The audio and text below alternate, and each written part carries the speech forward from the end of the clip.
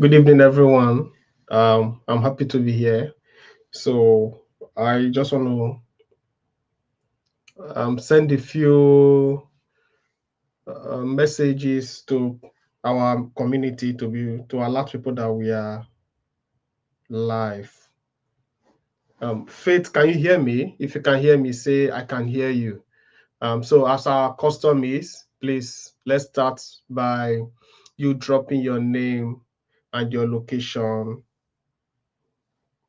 Your name and location. If your name is John, say I am John. I'm watching you live from Abuja, or I'm watching you live from United States of America, wherever you are watching me from. Yeah, fantastic. If you can hear me now, that's fantastic. Wonderful. So your name and where you are watching me from. Let's do that immediately. Then we'll kick the ball rolling.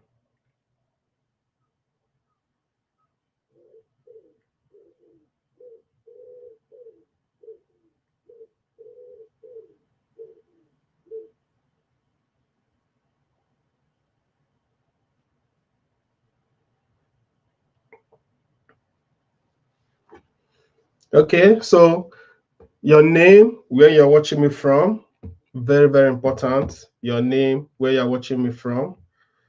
Let's do a little introduction before we'll kick off the training. Today's going to be very, very fantastic and wonderful. We're going to be discussing something that is very, very crucial, something that a lot of people are ignoring, and it is causing harm, so much harm that we are having a society where people have low threshold for stress, no resilience at all. And that is a major problem. So Faith is joining us from Port Harcourt. Thank you so much, Faith. Thank you for joining us. This is going to be a great one. So we'll have other people joining us. Please, your name and your location, your name and your location. This is so we can know ourselves, and we'll be able to speak to ourselves directly. So I want to know where you are watching from. Then while you are doing this, I want you to copy the link and share with your friends. What we're going to be discussing today can actually change the whole nation. We're talking about something that can change, have a global influence, a global influence.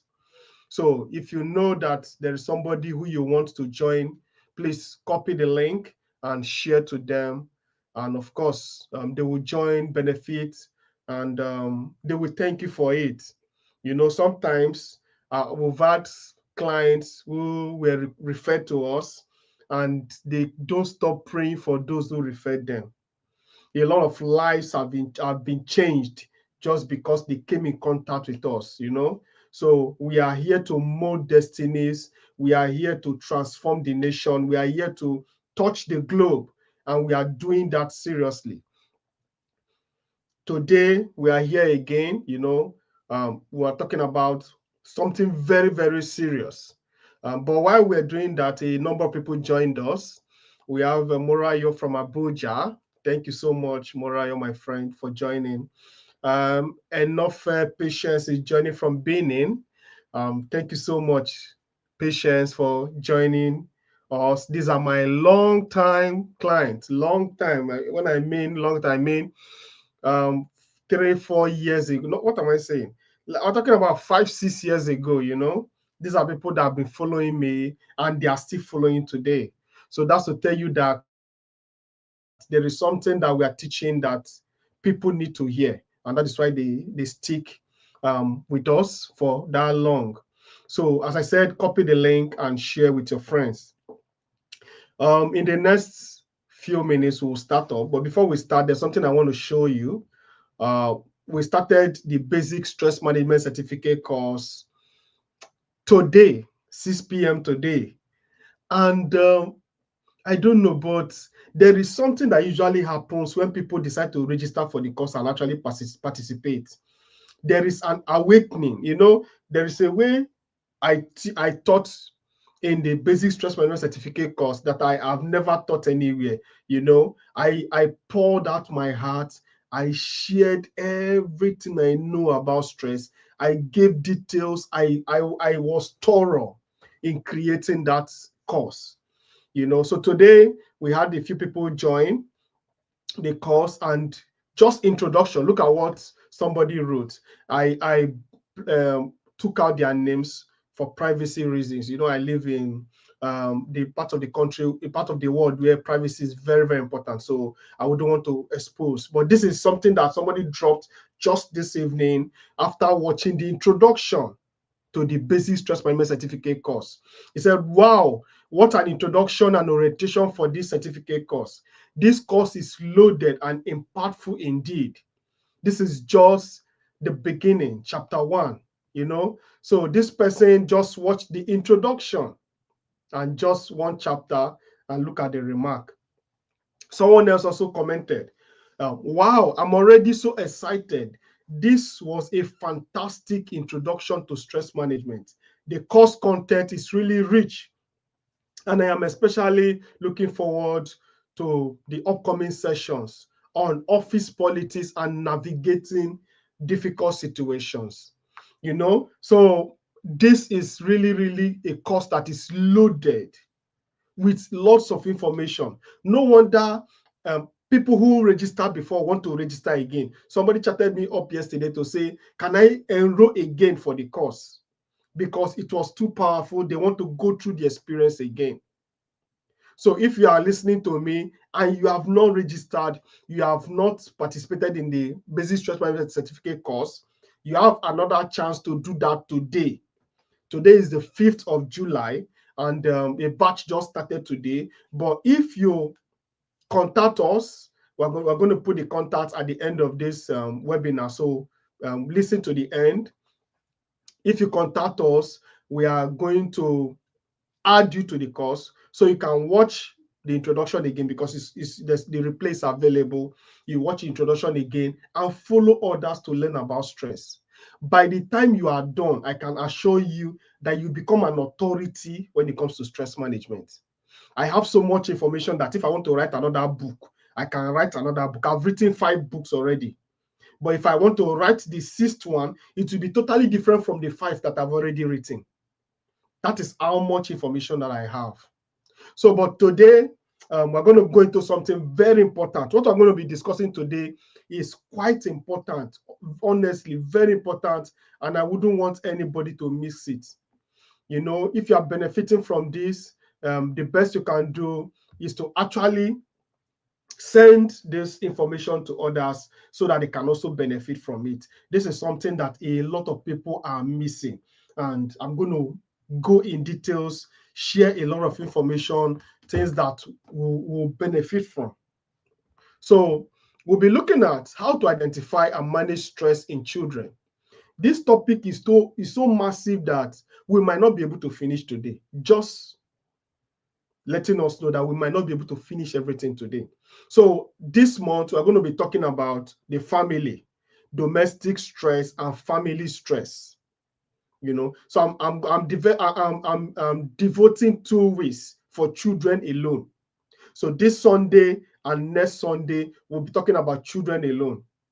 Then the last 2 Sundays, we'll talk about marriage, conflict in marriage. Then we'll talk about work-life balance, how to be able to plan yourself so that you don't have issues at home as regards to your work. So while we're still introducing the course, some people joined us. Charity joined us from Port Harcourt. Mama Helen joined us from Abuja. Dorothy joined us from Kaduna, and Judy joined us from Abuja. Thank you so much for joining us. As I said, share the link with friends, copy the link, share it with people, and say, you need to listen to this. It's a topic that everybody needs to listen to. So today, I'm going to be discussing something that is very, very important, something that can build the nation, something that a lot of people ignore. A lot of parents have beaten children for being stressed out. Parents, you as an adult, You respond to stress in a certain way by being angry, erratic. And when children respond to stress in the same way, you beat them, you punish them for responding to stress in the same way that you yourself respond to stress. It is crazy, honestly. I've seen some parents maltreating children for responding to stress. And it's a very big problem. So I want us to begin with this by asking yourself a simple question. Have you punished your child? Have you ever punished your child for being stressed? Have you ever dealt with your child because your child was stressed out? You might say no, but let me give you some scenarios. You know, there are some times that the child who was well behaved, used to be well behaved, suddenly start being stubborn. You talk to the child would act in a very rude way that you are wondering, what is wrong with you? I will deal with you. Have you ever done that? That child was under stress. Have you ever been disrespected by a child? Something happened, and this child that used to be very calm, very nice, all of a sudden becomes rude. That child is experiencing stress. Have you ever seen a child who was too emotional? This child starts crying for no reason. And you're asking the child, what is wrong with you? But the child cannot express him or herself. You know, it's easy for an adult to say, I am stressed out, I am overwhelmed. But a child doesn't understand what stress is, so cannot even say whether he's overwhelmed by stress or not, because they don't even know what stress is.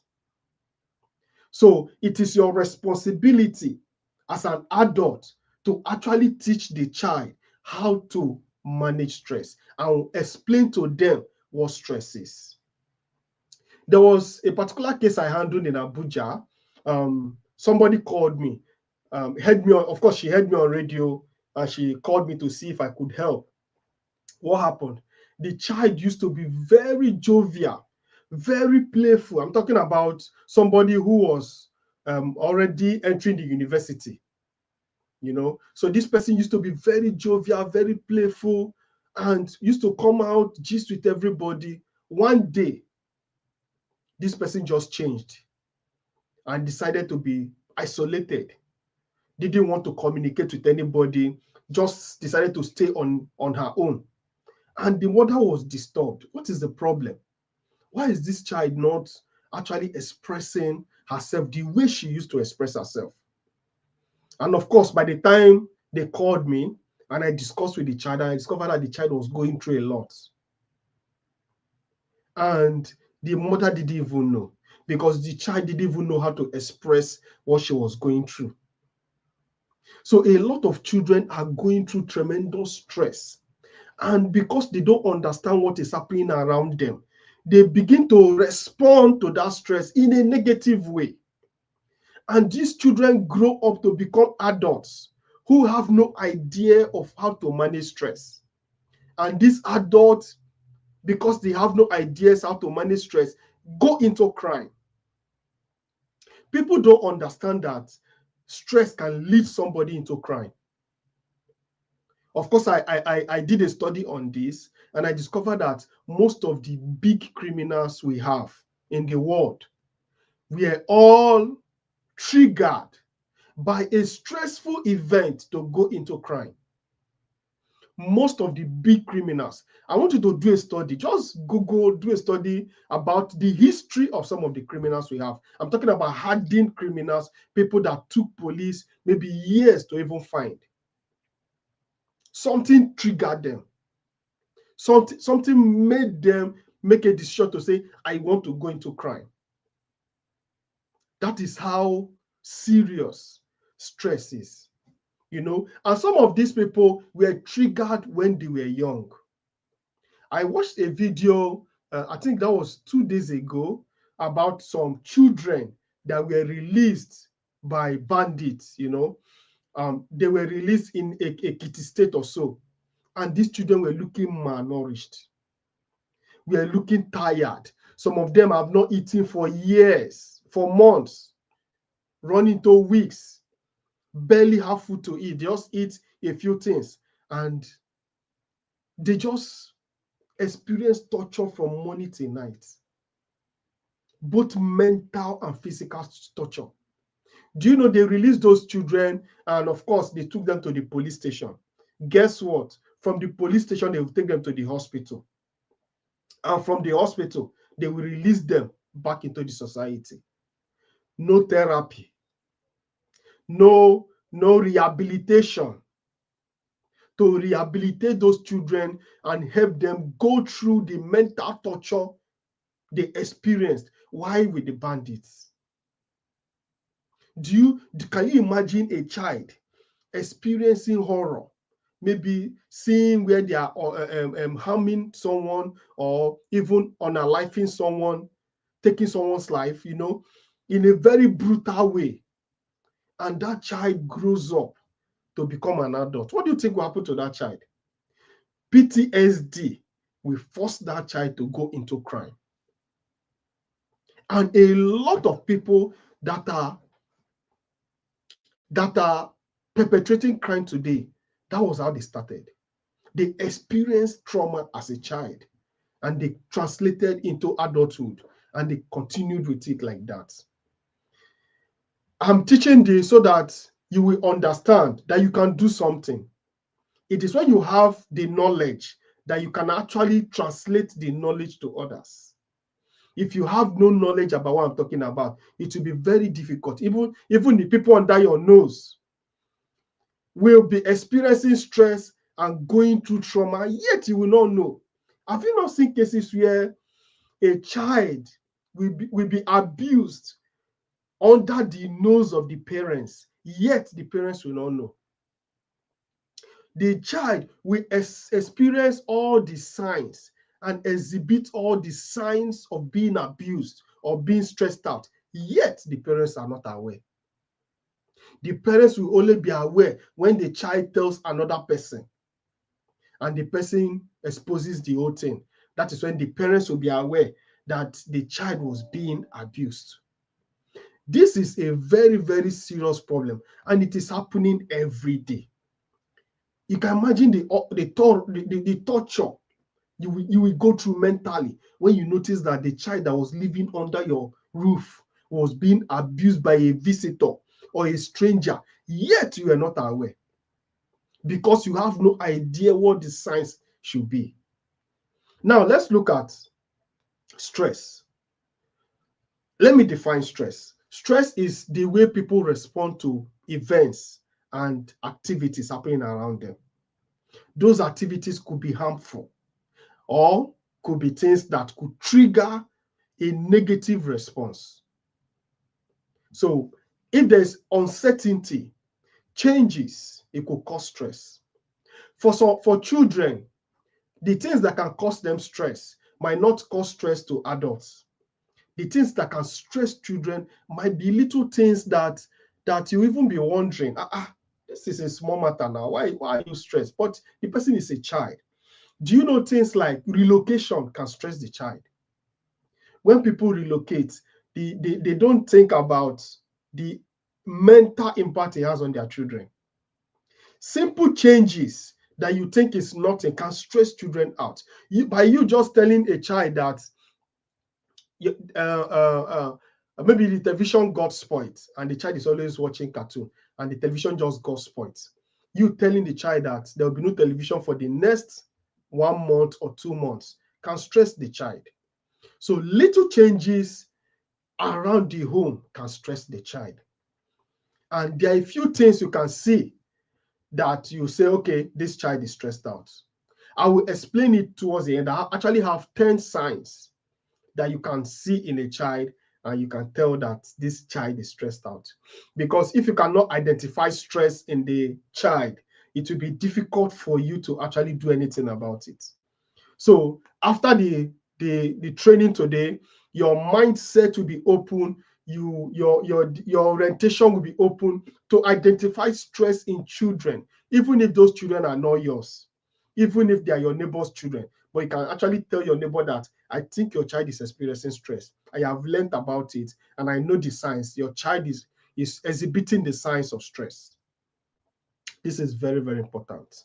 So there are a few things that can stress your children. Things like academic pressure. A lot of people don't know that school can stress your child.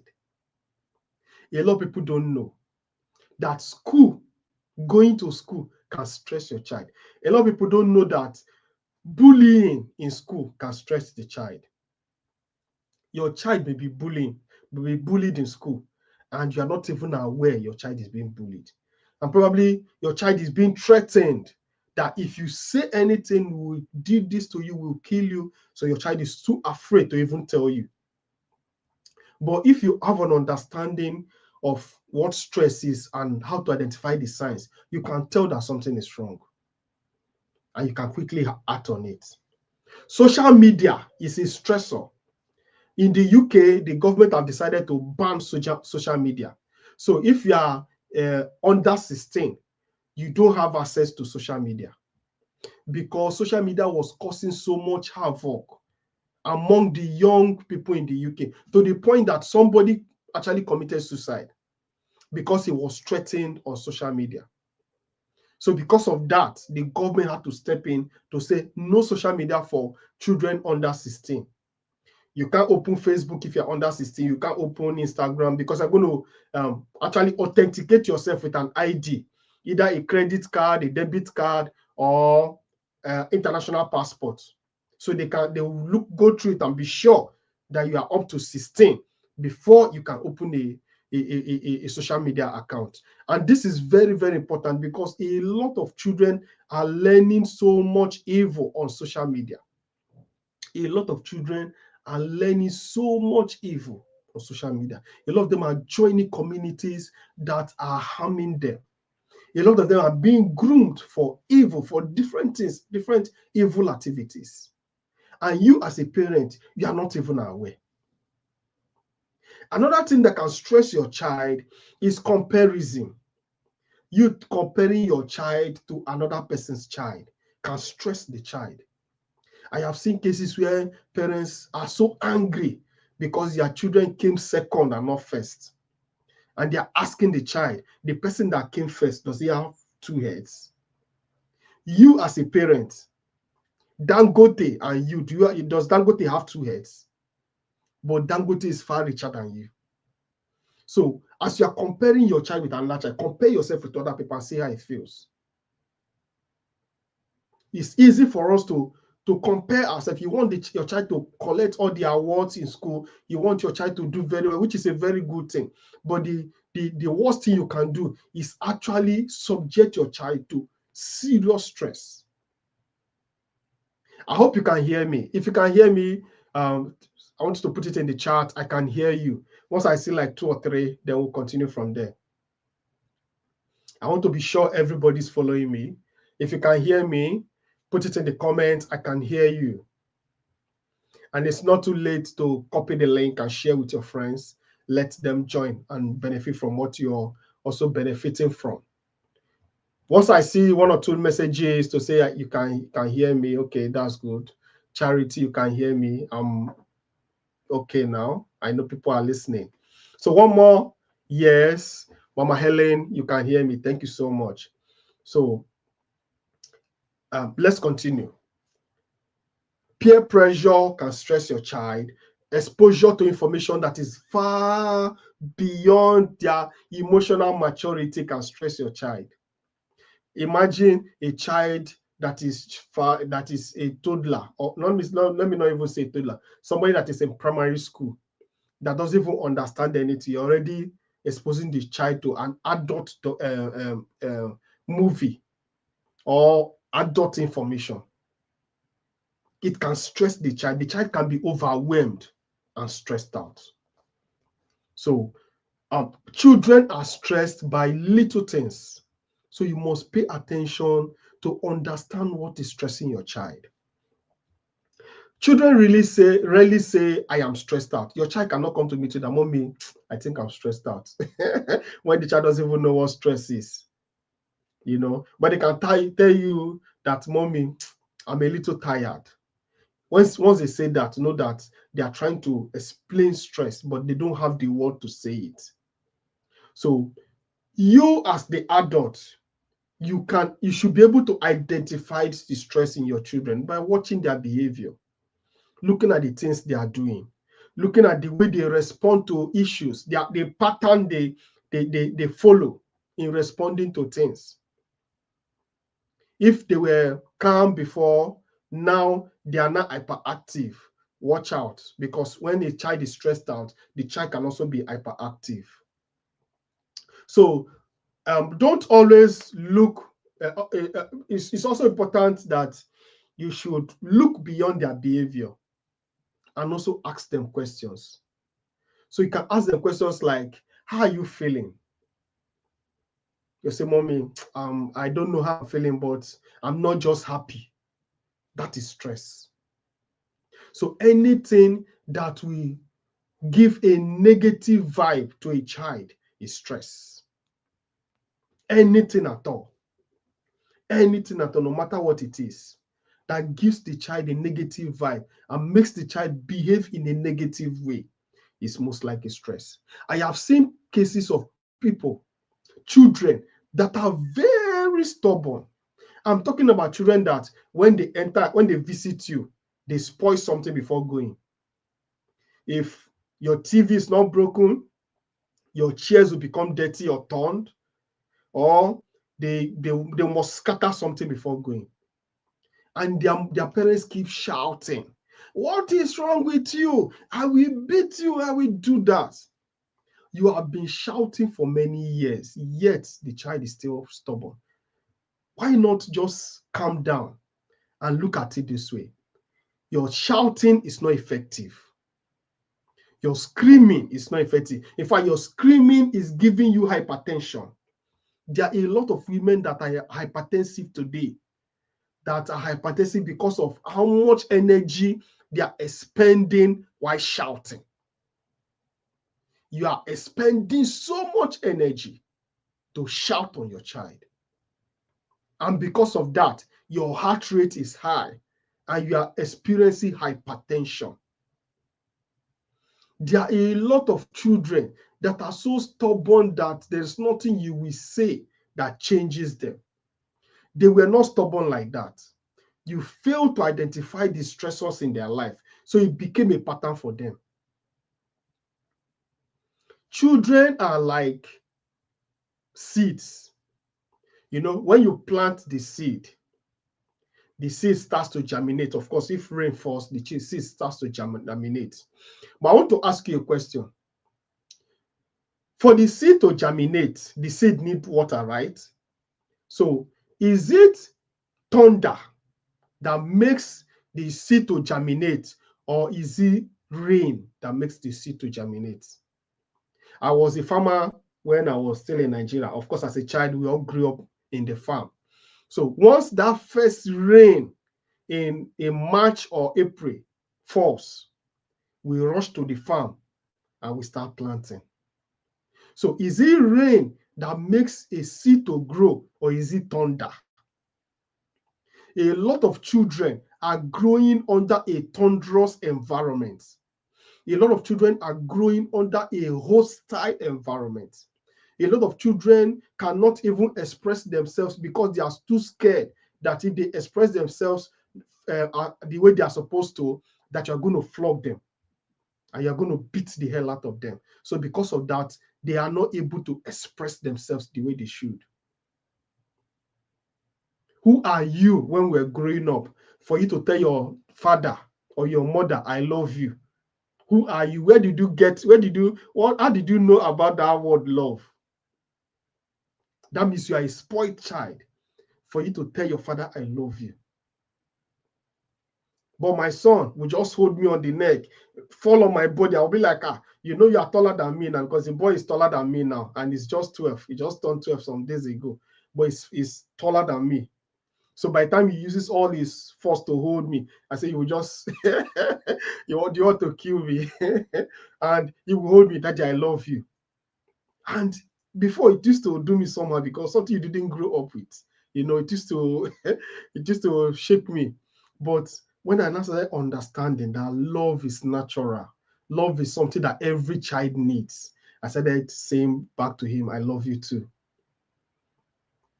Because where we grew up in a very strict environment, you dare not tell your father, I love you. You are going to be flogged for saying that. So imagine us growing from children to become adults, it's going to affect our psyche. It's going to affect our relationship. It's going to affect how we relate with other people because there was no love in the home. The only thing that was in the home is anger, fighting, bitterness. Bitterness and anger was a normal setting for the home in most people, and it still is for many people today. For some people, the normal default setting of the home is anger and shouting. If you have not shouted in 30 minutes, something is wrong. You start feeling someone that, why have I not shouted? What is happening? But in shouting, you are creating monsters. You are creating children who have zero emotional intelligence, children who have zero empathy, zero emotional reaction to things because they are not loved.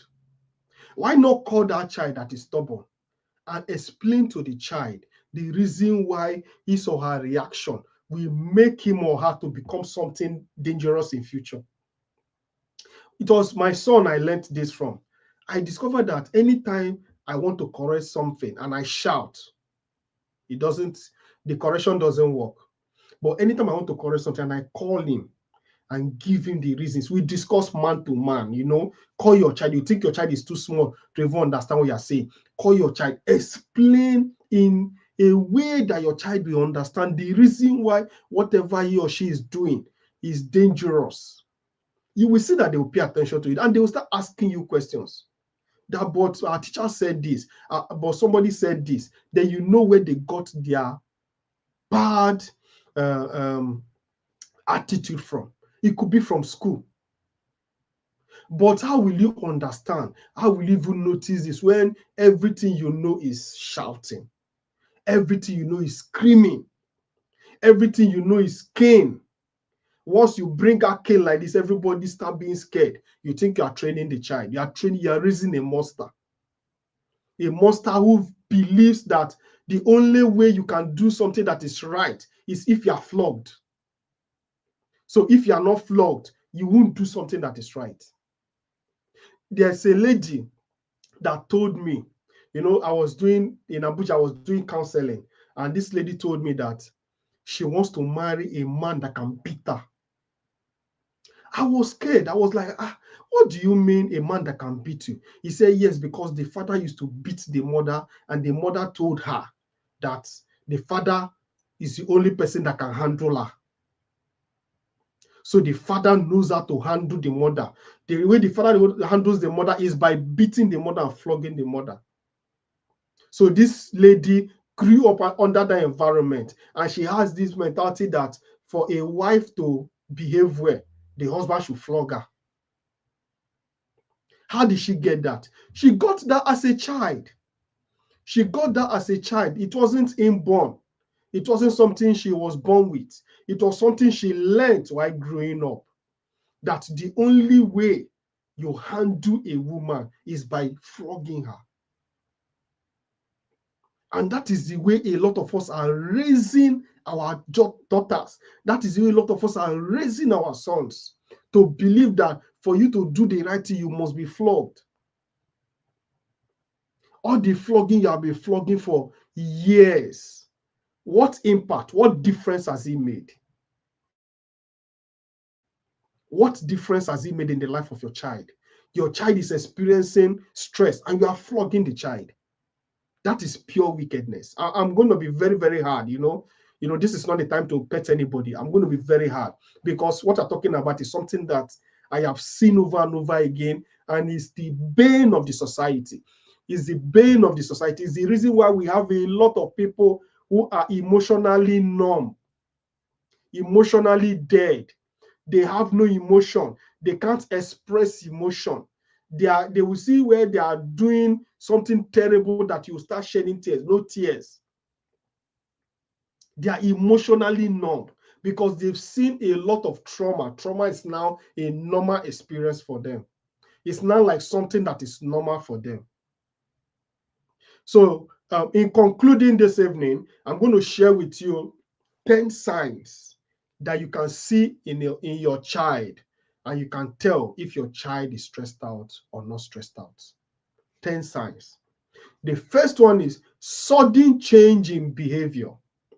This child used to be very good, very outspoken, very homely, lovely, a lovely child. You know, there are some children that are very lovely. You stay around them, they will play with you. Auntie, how are you? They will talk and talk and talk. All of a sudden, they withdraw. Or they see a particular uncle and they run away.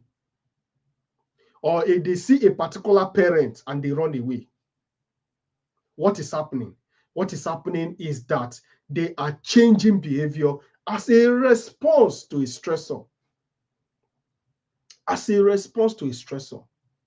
The main reason, or the main, let me not say reason, the main thing or the main sign that every child who is being abused exhibits is withdrawal.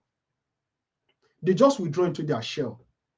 They see life as if nobody cares about them anymore. And they just withdraw. That is the main sign you will see in a child, and you say, this child is experiencing stress. Then it is your duty to find out what is causing the stress. By investigation, you cannot be a parent and you're not an FBI.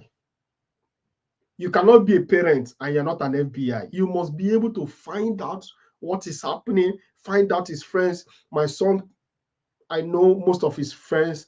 He brings some of them to the house, I talk to them, I correct them if they are going wrong, irrespective of who they are. You know, I teach my son some basic tenets that he's supposed to know.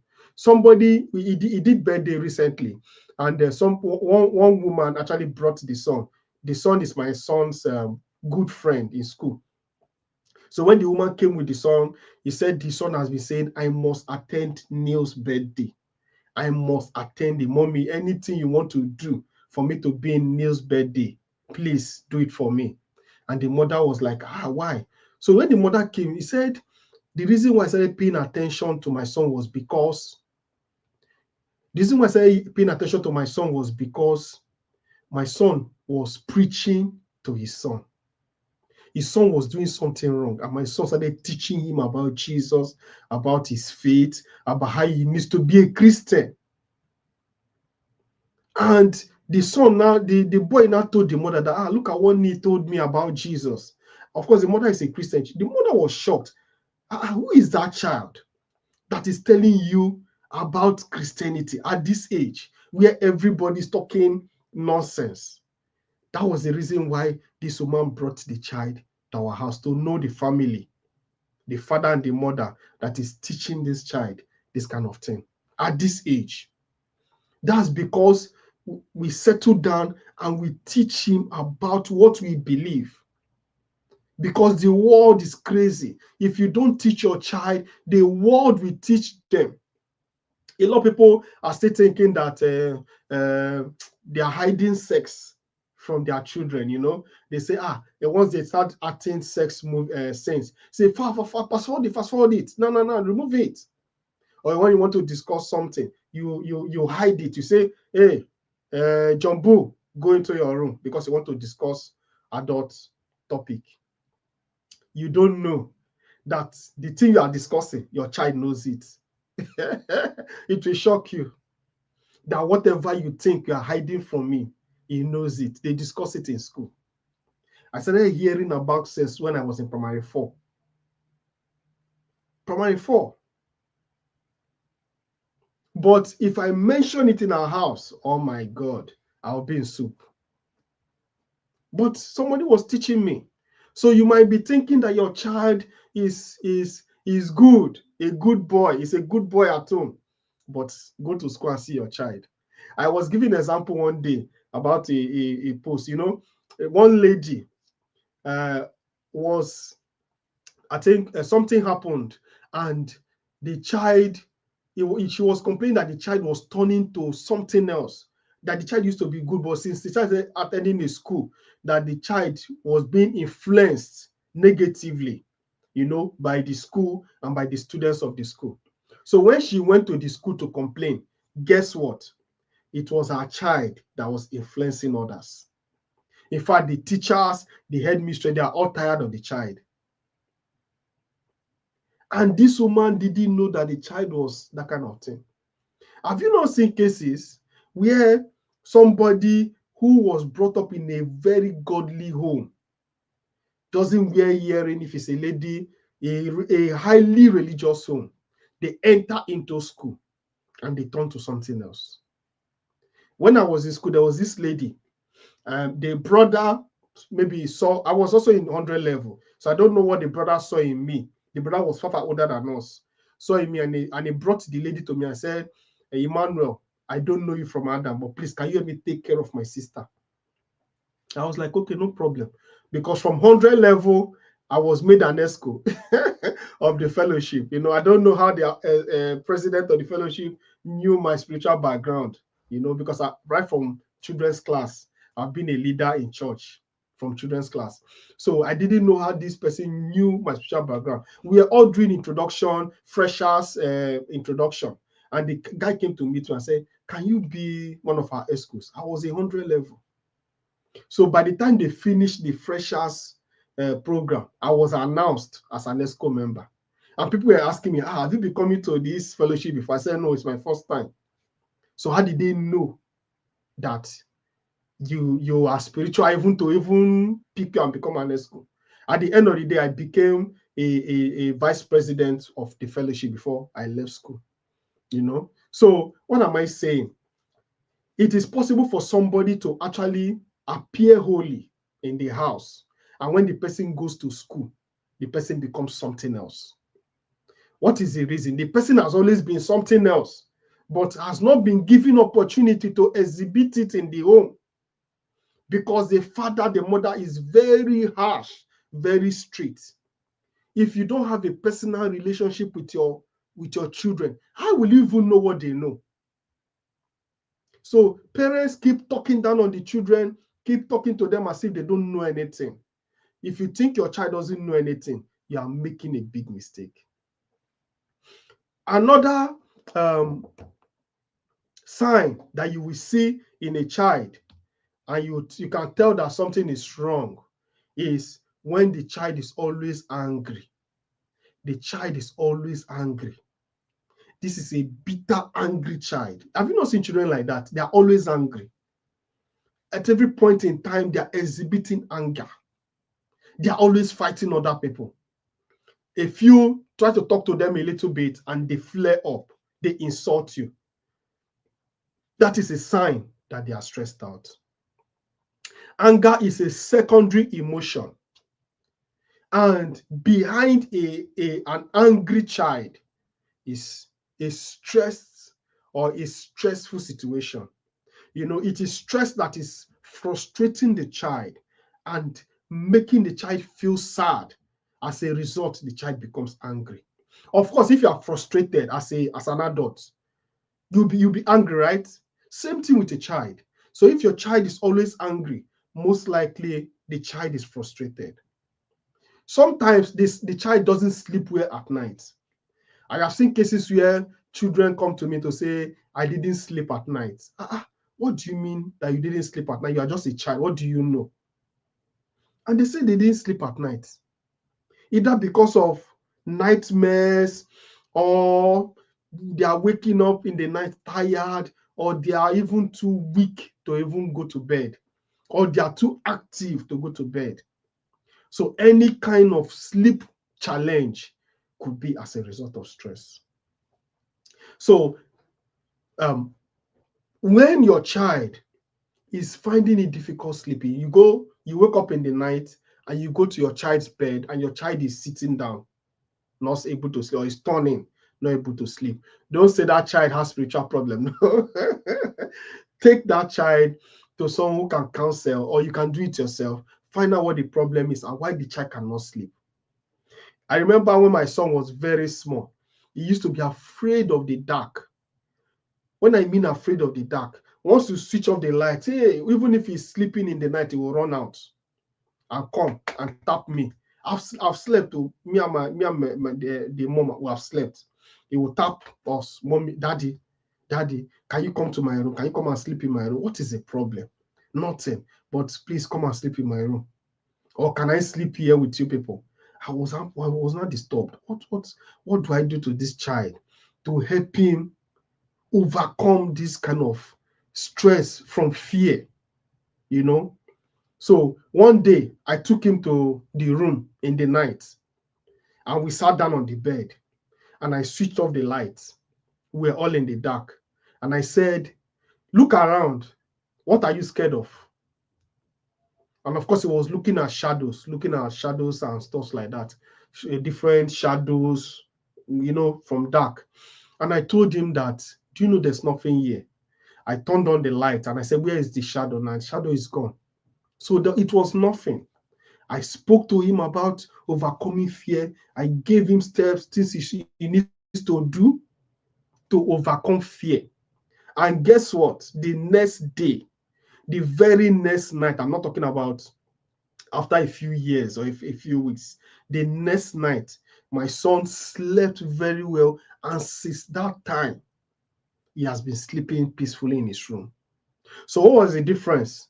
He now has knowledge. He now knows that there's nothing to fear. I told him, I am here. Nothing can harm you. I showed him the picture of an angel that is guiding him, and that the angel will not allow anything to happen to him, anything evil. Do you know, I boosted his morale so much so that he told me that, Daddy, don't worry, I'll sleep. And he slept off. So by educating him, he was able to overcome fear. The fourth sign you will see is decline in their school performance. Your child used to be very brilliant, doing very well. All of a sudden, your child is no longer doing well. Your child is no longer performing the way he used to perform. Even the teacher will complain to you that, Chisom is not doing very well. Chiemeka is not doing very well. Nafisat is not doing very well. He used to be very brilliant, but she's not doing well. You know that something is wrong. No child just declines academically just for no reason. There must be something behind it. The fifth sign is physical complaints. When your child starts telling you that, Mommy, I have headache. Mommy, my head is paining me. That's what my son used to say that time when he was very young. He said, Daddy, my head is paining me. And of course, when he said my head is paining me, I know that it's headache. So when a child is complaining about headache, stomach pain, body pains, constant fatigue, your child is always tired. Those are the physical signs to show that he's going through stress. Then there's social withdrawal. He stops playing with his friends. Avoid everybody that he used to play with, wants to stay on his own or her own. The child that used to naturally interact with everybody, all of a sudden just stops and begin to isolate themselves. Then you know that something is wrong. You need to pay attention. When your child is also crying excessively, that is the seventh sign. Your child is crying excessively. Every little thing your child will start crying, especially when they are toddlers. No toddler cries for no reason. There must be something. It's either hunger or they are not comfortable. Maybe the environment is so hot, very hot for them, and they start crying. What do? Stop crying. This child, you are always crying. Oh my God, that is not the right response. The right response is for you to actually find out what is it in the environment that is making that child stressed out. What is it in the environment that is making this child stressed out? Is it that there's heat? Try to use cold water to bathe the child if it's possible, or try to do something to bring down the child's temperature. In most cases, when you take the child to somewhere where there's ventilation, the child will sleep off. So what was the problem? Heat was stressing the child. And yet, your response to that stress was to shout on that small child, why are you crying? What is wrong with you? I've eaten. I've not eaten. You have eaten. Why are you crying? So there is a reason why your child is crying. It's rare for you to see a child that cries for no reason. You know, I know there are children like that they just cry when there's nothing wrong with them. But for most cases, people cry or children cry when there is something inconveniencing them. Then the eighth reason is loss of interest. Your child used to enjoy a particular cartoon, let me say SpongeBob SquarePants, you know, your child used to enjoy it. All of a sudden, your child no longer enjoys it. Because what's making me laugh is when my son was very small, he used to watch Barney, you know, Barney, they used to show where the Barney will be dancing and all that. So after some time, I noticed that this boy doesn't watch Barney anymore. Before you will put the station to Barney, I'll be jumping with them. I love you, you love me, and stuff. They start singing with them. All of a sudden, he stopped. And after like a day or two, I noticed that if you put Barney for him, he will change the channel to something else. And I called him. I said, "What's the problem? You no longer watch Barney anymore." Do you know what this boy told me? He said, "Barney is for children. I'm no longer a child." That's something that's in primary two. Was telling me that he's no longer a child. Barney is for children. You know, so when they lose interest in something that they used to do before, you know that something has happened to them. They've encountered something. So what is the problem? He encountered his fellow classmates in school, and they said Barney is for children, and that is it. He entered into him, and that is what he was exhibiting at home. The ninth sign is constant worrying. When your child is always asking the same question every time, the same question every time, repeatedly, you know, and sometimes they are scared of whatever is happening around them. Sometimes your children are scared, so scared that they are too scared to talk. And they are worried. If you look at the child, you know that this child is worried by the look of fear, by the look of maybe something is going to happen. Have you not noticed that when you tell a child that I will report to your daddy, especially if the daddy is a very firm, harsh person, the child all of a sudden will become afraid. I will start begging, "Mommy, please don't tell daddy." You know, it's because of fear. Because of that, they will start asking questions repeated. "Mommy, are you going to tell daddy? Mommy, are you going to tell daddy?" "No, I will not tell your daddy." "Mommy, are you sure I'm going to tell daddy?" They are worried. The 10th sign is something that adults do, but they punish their children for. The 10th sign is what is called perfectionism. As an adult, you want to be perfect. You want the plates kept in a particular place. You want the everything arranged in a particular order. And because your child does not understand perfectionism, your child is putting things where he's not supposed to put it. What is your response? Punishment. So people punish their children for something, the same mistake that they make. They themselves make the same mistake, yet they punish their children for that same mistake. Let me give you a typical example. Have you ever washed plates before and the broken plate slipped from your hand and hit the floor and shattered? Everybody has had that experience. I've had it, even as an adult. And I had to explain to my wife why I broke her favorite plate. You know? So these are mistakes that everybody make. Guess what? If a child is washing the plate and a plate breaks, do you know you're going to beat that child? You are going to punish that child for the same mistake that you make.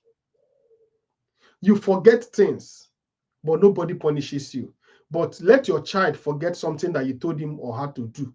You are going to punish that child for the same mistake that you make, and nobody punishes you. Let's assume that God is our Father, and for every mistake, God is flogging you. Some of us will not be alive today. The way we are treating our children, if it's the same way God is also treating us, many of us will not be alive today. Yet, we are carrying out so much punishment on your child that is affecting their mental health. Your children now believe that without punishment, they won't do well. And punishment is what keeps them going. So once in a while, they are punished so that they can do things they're supposed to do. That is not the right way to live. If your children are living in your house and they are living in terror, it's as if they are living in the house of a bandit, then something is wrong with you. Something is wrong with you as a parent. If your children are not free in your own house, they cannot express themselves so that you can correct them. They are too scared to talk. Once you come into the house, they run away. Once you come, have you done your assignment? Have you washed plate? Have you done this one? Oh yeah, everybody get out. And they are gone. Then you stay in the parlor, they are busy doing other things.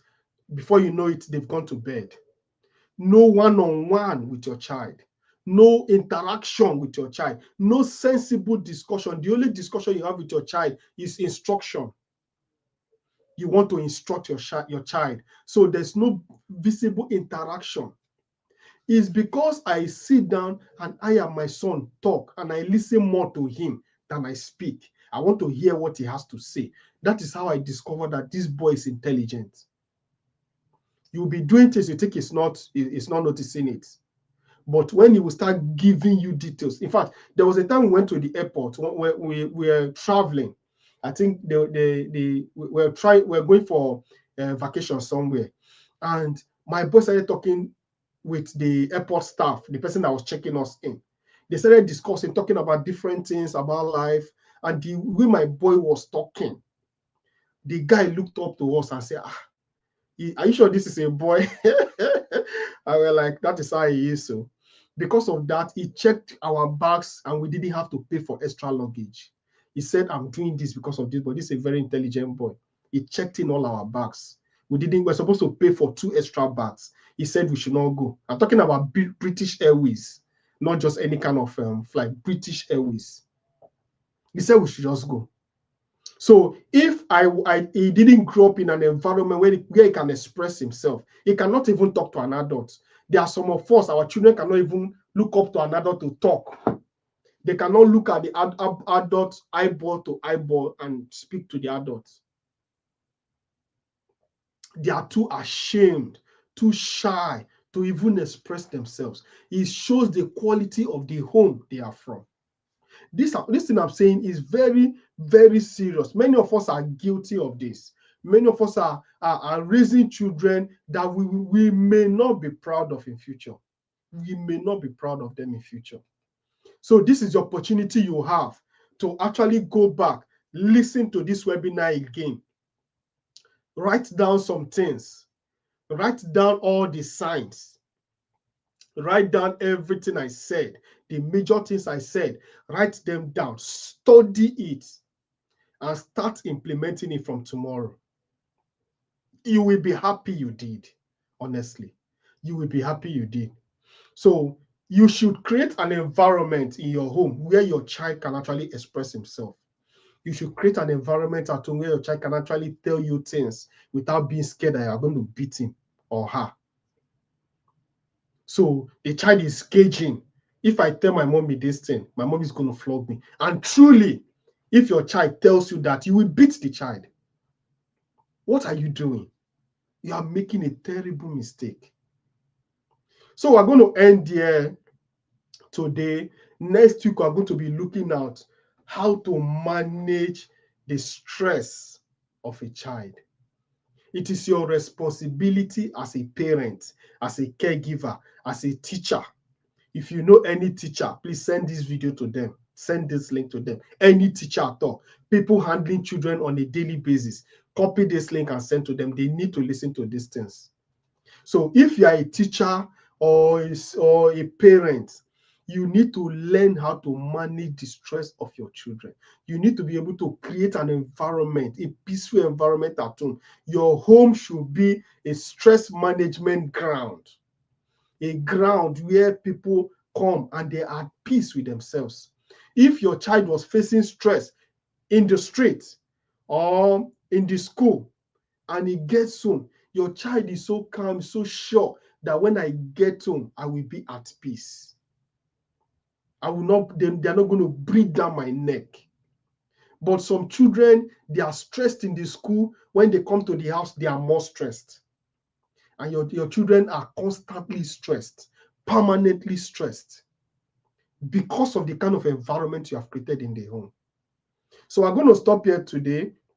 Next week, I'm going to show you how you can manage the stress of your child, what steps you should take to be able to manage the stress of your child, and what you can teach your child about stress. There are a few things your child needs to know about stress.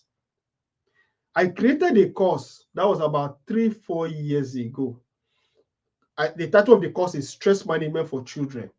Maybe next week, I'm going to paste the link to get that course. It's on our seller platform and it's not too expensive, very, very cheap. Or I'll paste it in this particular video in the description. So after this video, I will edit the description and I'll add the link to get that course.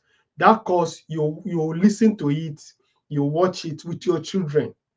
It will show them how to manage stress. As a child, it was I and my son that came up together to produce that course. So he was telling me, a child will not understand this, please remove it. So after I finished creating the course, because I'm not a child now, but I'm creating the course for children, I had to call him to say, please go through this course. He was a small child. He was around 8 years when I did this. He was around 7-8 years. And I called him. I said, please, I want you to go through this course. And I want to show it to children like you to learn about stress. Can you go through it and tell me what I want to remove? And he went through it, watched the videos, and told me, Daddy, remove this, Daddy, remove this. No child will want to hear this. And I did it. In fact, people bought the course that time, and the testimonies were massive. I'm going to post the link, and I'm also going to post it in our community. People who want, if you want, it's something that you can watch with your children to help them manage stress. So if you have any question concerning what you've heard, please drop it in the comments. I'm going to give you extra 5 minutes to drop any question you have, whatever you want to ask. Please, I know a lot of people have questions. Please drop it in the comments and I will answer them. So you have 5 minutes to do that. While we are waiting for questions, I still want to go back to the basic stress management certificate course. This is something that a lot of people need to hear. If you are getting this for free, the quality of the training I've been giving for the past 5 weeks now, if you are getting it for free, imagine the quality of information you are going to get for something you are paying for.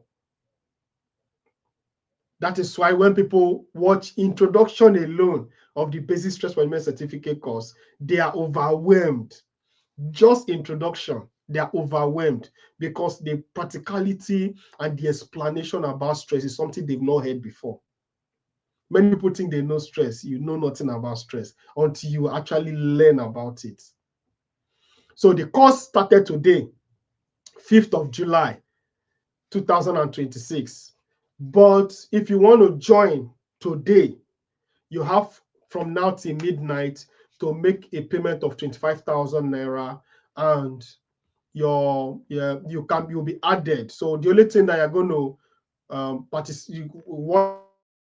watch the video again is the only thing you're going to watch the video again is probably the introduction and the day one. So from day 2, which is tomorrow, you can watch, go through the videos, go through the modules, and take it off from there. So that is the phone number going across the screen. You can screenshot the phone number, write it down, and actually send a WhatsApp message to Modesta, and she will enroll you, give you all the details. You join. So if you want to join today, 25K, and you are in the class for the next 14 days, your life will not remain the same. And the good thing is that the course is self-paced. So it means that you go at your pace, and you also be added to a WhatsApp group where you will be taught about, you'll be taught, apart from watching the videos, you'll be taught different things about stress. And after graduating from the course, you'll be added to the alumni. And in the alumni, you get discounts, you get top-notch information about things that are happening in the world of stress globally. So the alumni group is very active. And very soon, this month, we're going to be doing fruit fasting. Fruit fasting is going to be happening at the end of this month. Next week, I'm going to share more details, but it's going to happen at the end of this month. So I think 31st, 1st, and 2nd of August, 31st of July, 1st of August, 2nd of August. For 3 days, we'll do fruits and vegetables. No cooked food, just water, fruits, and vegetables for 3 days. If you are sick, that is a recipe for healing. I'm telling you the facts. Your body will reset. So if you are an alumni of the Basic Stress Management Certificate course, or you have just registered, you're going to join the fruit fasting for free. But if you don't want to participate in the course, you're going to pay a token of 5,000 naira to do the fruit fasting. And at the end of the month, you're also going to get a registration link to join the Stress to Profit community. That is my elite group, executive, top notch. If you want to be among who is who in the industry, professional industry, that is where you get them. So I'll share more details about that next week. Meanwhile, we've got questions, and I want to share some of these questions. Okay, so we've got a question. At what stage do one start teaching 11-year-old child about stress? At 11, it's already too late. It's already getting later for you to teach them. You start teaching your child about stress when the child is about 4 or 5 years. You start explaining about stress when your child is about 4 or 5 years. When your child is already 11, he has gone through a lot. So, but it's still not late to share information about stress to the child. I started teaching my son about stress management when he was 5. I will take him for speaking engagements. I remember when we went to Warri, I went to speak in Warri, one of the big churches in Church of God Mission. They have massive arena. So I was invited by the bishop to come and speak. I went there with my wife and my son.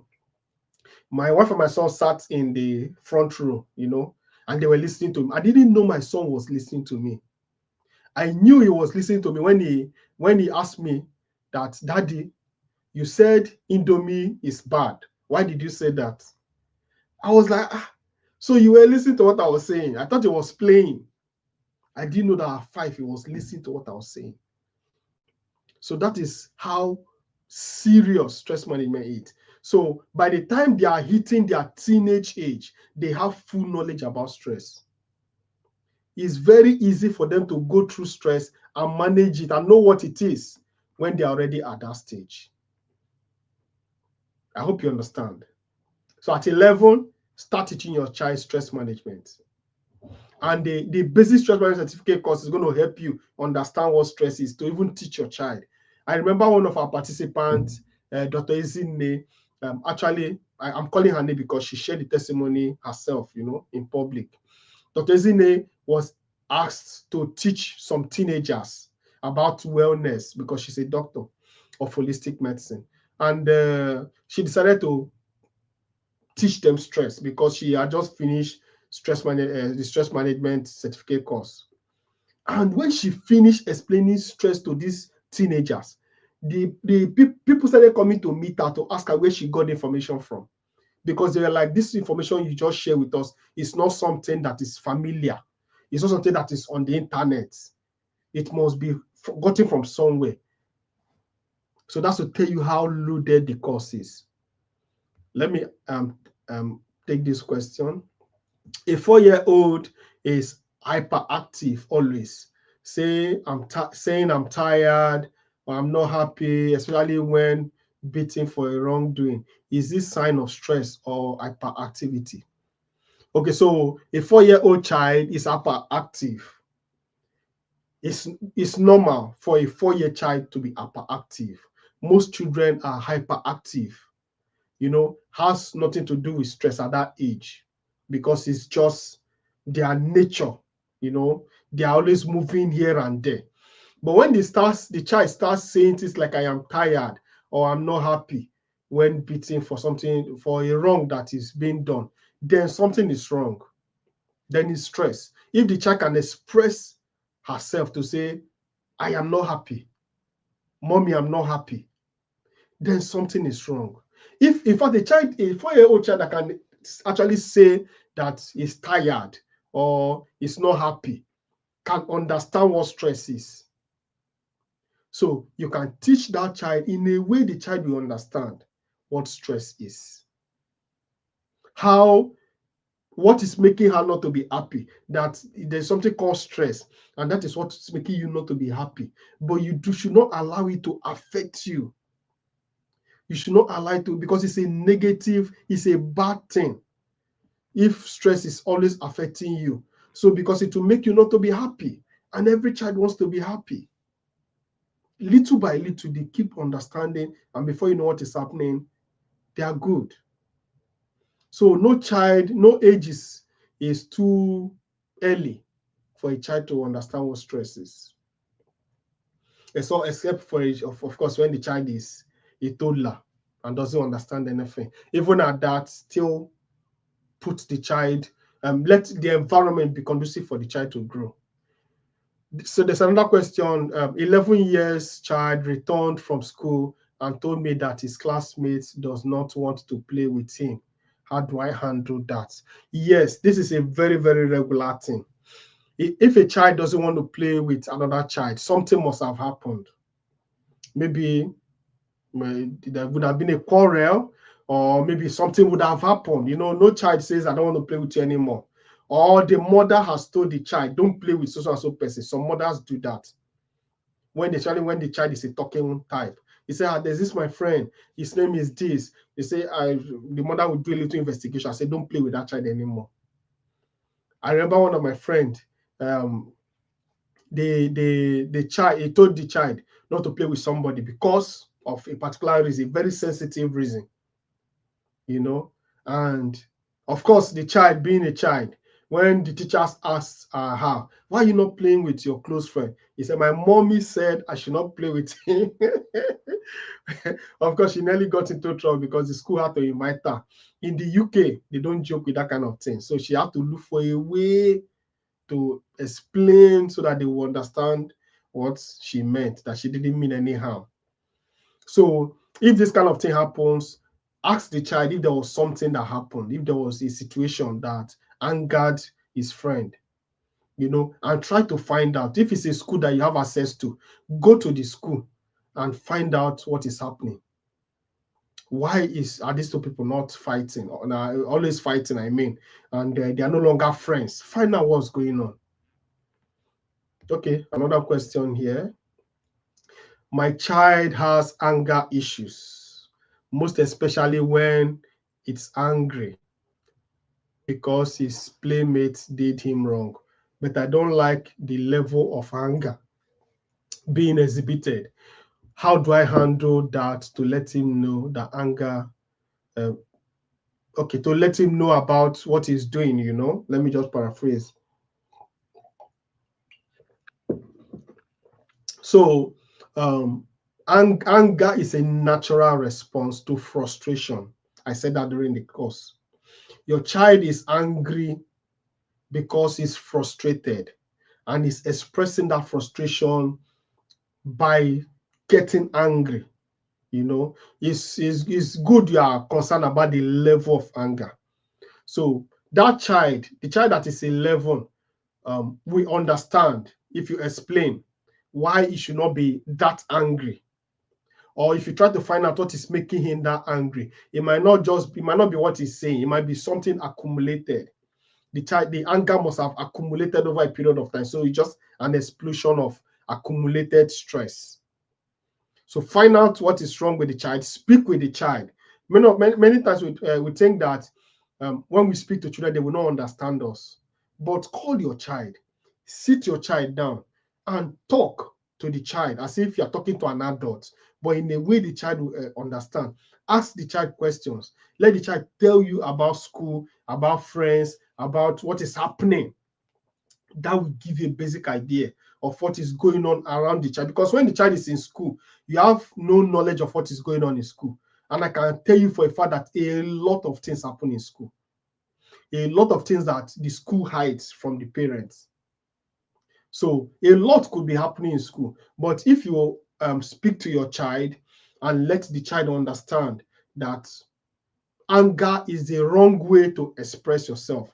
In communication, we also learned that anger is a form of communication, a negative form of communication. Or it could be positive because you can be angry for a good cause, but anger is a way to communicate. So your child is already communicating more in action than in words, and that is not a good thing. So your child should be able to speak out very well. When your child communicates to you very well, communicates with you very well, expresses himself very well to you, it's easy for you to understand what is going on, and your child feels better because what I'm going through, I've explained it to my mom, and I know my mom is going to do something about it. So don't take it for granted that your child is expressing this level of anger. Don't take it lightly. You should do something about it. Find out the reason why. There's always a reason. So when you understand the reason why your child is this angry, it could be it may not be his playmates doing him wrong or something like that. It may not be that. It may be something deeper than that. And if it is just this that is triggering that level of anger, then you need to work on your child. You need to teach your child basic stress management skills.